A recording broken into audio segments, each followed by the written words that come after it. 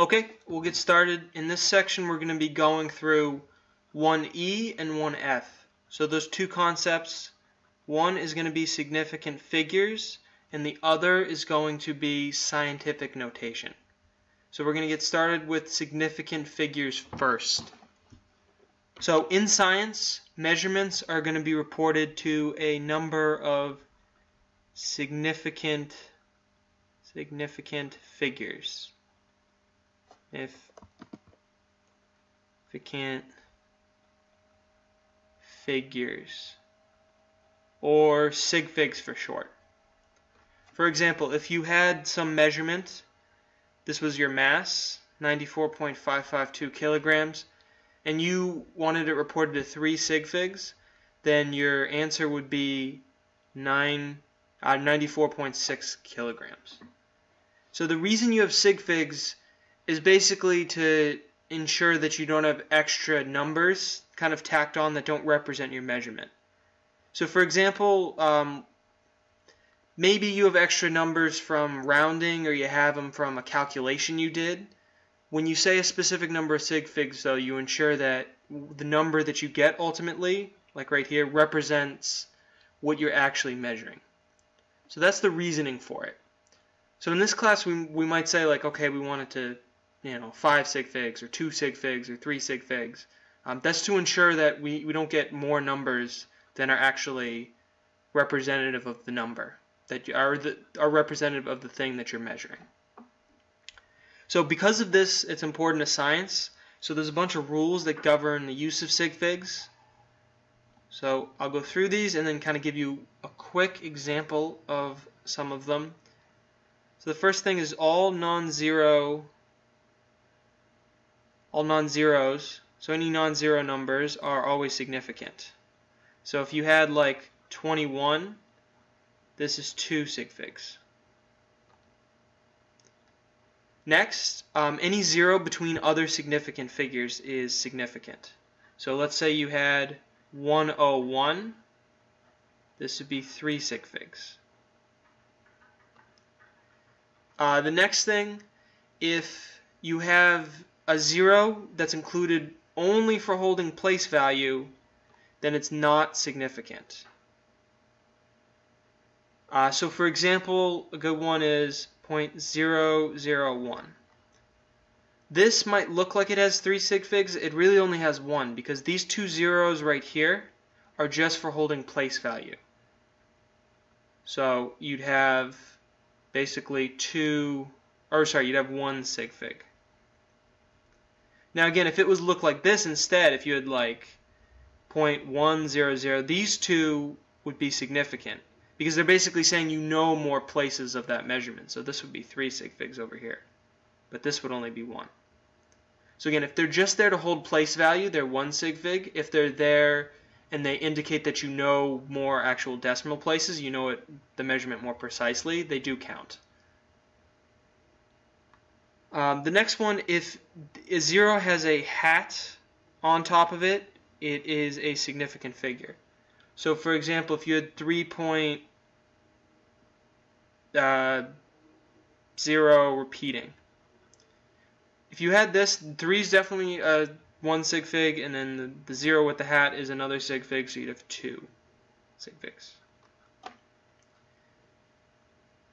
The next one, if there's a decimal point ending a number, then the 0 just prior to the decimal point is significant. So what that means is if you had something like 50. No 0 over here, but just 50 and then a decimal, there's 2 sig figs, because this 0 would be significant. This is 2 sig figs. The next one, if there's a 0 to the left of a decimal point, single 0 to the left of the decimal point, that 0 is not significant. So let's say that you had 0.1. That is just 1 sig fig, because this sig fig over here is really not doing anything. So there's only 1 significant number here. And then the last one is this is kind of a special case, is counting numbers. Counting numbers are going to have infinite sig figs. This one's a little tricky. So it doesn't really it depends on the units you're using, whether you know you have a counting number or not. So for example, if you had like 5 meters, this is 1 sig fig. But if you had 5, I don't know, sheep, this is infinite sig figs. Because basically sheep is something that's normally not divided. You know exactly how many sheep you have. You either have 1 sheep or 2 sheep or 3 sheep or 4 sheep or 5 sheep. So if the unit is a thing that you wouldn't normally cut into pieces, then you basically know it to infinite precision. You know that there's basically infinite sig figs. Again, 5 meters, you cut meters into pieces all the time, so that would only be 1 sig fig. So we're going to move on to the next part, scientific notation. Here we go. So scientific notation is a neat, regular way. Scientific notation is a neat, regular way of writing very large or very small numbers. So for example, this down here would be written in scientific notation. So just if you were to write this out, there'd be a bunch of zeros. There'd be like 24 zeros or 22 zeros or something. So this makes it a lot easier to write. So a number in scientific notation will have 3 parts. It's going to have a number between 1 and 10 with a decimal point, for example 5.24. It'll have a number raised to some power, for example 10 to the 24th, and then it needs a unit. So for example kilograms. So if you have a positive exponent, moving the decimal to the right is going to get the expanded form. So again, if you have this 3.32 times 10 to the 4th meters, again, if it's a positive exponent like the 4, you're going to be moving it to the right, so your number is going to get bigger.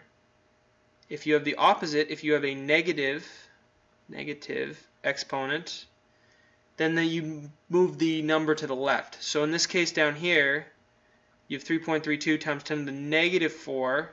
You'd be moving that to the left 1, 2, 3, 4 times. So that's why you're getting a smaller number like this.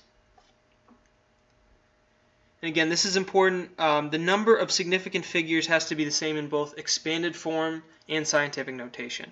So for example, if you have this number, both of these basically have the same number of significant figures. The 3.32 times 10 to the negative 4, this number with the decimal with all the zeros in it, so you can't lose significant figures when you basically turn something into scientific notation form.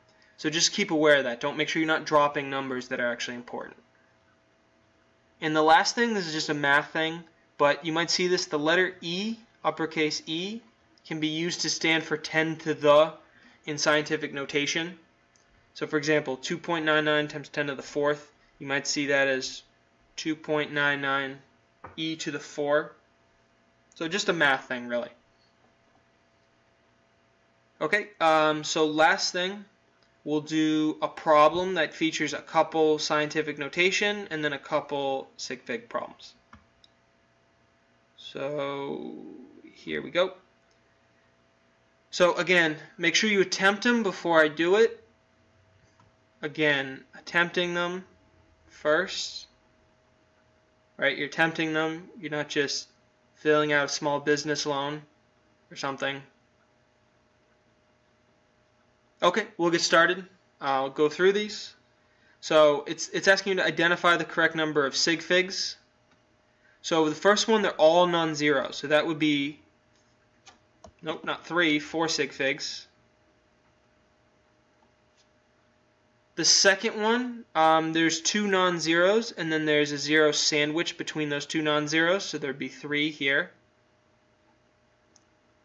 The next one is kind of similar. There's 2 non-zeros, or there's 3 non-zeros, and then the 0 sandwiched again, so this would be 4 sig figs. This one right here, you have 2 non-zeros, and then a 0 right before the decimal, so you'd have 3. This one right here, you just have 2 non-zeros, so that's 2 sig figs. This one, again, kind of the same sandwich thing. You have 3 non-zeros, and then you have 3 zeros, but all the zeros are sandwiched between non-zero numbers. So this would give you 6 sig figs. And then the last one, a little tricky, it's 90. So you might think it's 1 sig fig, but it's people. So 90 people, because people, you don't have a fraction of a person. You either have 1 person, you have 2 people, you have 3 people. So because it's people, you know exactly how many people you have. You don't have basically fractions of a person. So you know this to infinite sig figs. And again, this is the only one out of all of these that deals with a unit like this. All of the other one are feet, centimeters, kilometers. Those can be divided. People, you don't have fractions of a person. You have a person, you don't have a person. So this will be infinite. A little tricky. The next one, write the scientific notation using the correct number of sig figs. This would be 2.9 times 10 to the 1 kilogram. This one down here is getting bigger, so we need a big positive exponent. It would be 2 times, or what do we get? 2 times 10 to the 1, 2, 3, 4, 5, 6, 7. 2 times 10 to the 7th joules. The next one is actually pretty much in scientific notation. Technically, though, we should write it like this. 5.7779 times 10 to the 0. 10 to the 0 basically means just multiply by 1 meters. So again, technically, you should write it like this. And then the last one, we need the decimal over here, so it needs to be 3.4001 times 10 to the 1, 2, 3, 10 to the 3 newtons. So again, make sure you're keeping track of the sig figs.